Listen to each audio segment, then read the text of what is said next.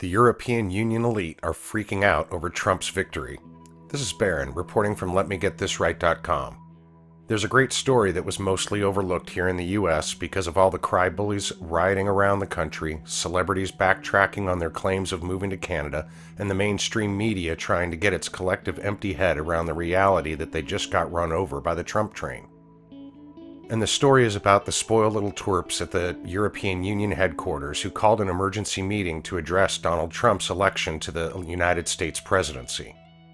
Much like the idiot mainstream media talking heads, brain-dead celebrities, and the shameful never-Trumpers here in the United States that are still trying to wrap their heads around the fact they got their asses handed to them, the leaders of the European Union, who recently got their asses handed to them via the Brexit vote, feel it necessary to convene an emergency meeting to figure out what the heck just happened.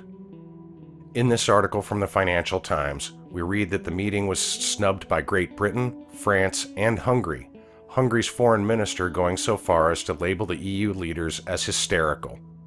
Even more amusing is that former Swedish Prime Minister Carl Bildt tweeted, "If Trump wanted to look statesmanlike to Europe, receiving Farage was probably the worst thing he could do.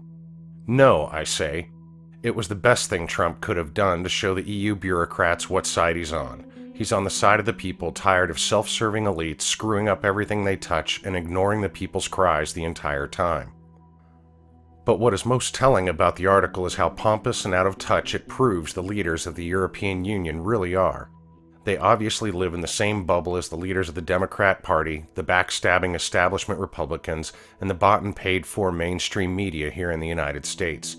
These pompous EU leaders and diplomats said it was a chance to send a signal of what the EU expects from President-elect Trump. So let me get this right.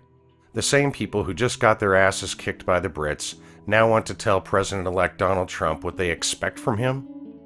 Could they be any more disconnected from reality? Could they sound any more like butthurt buffoons?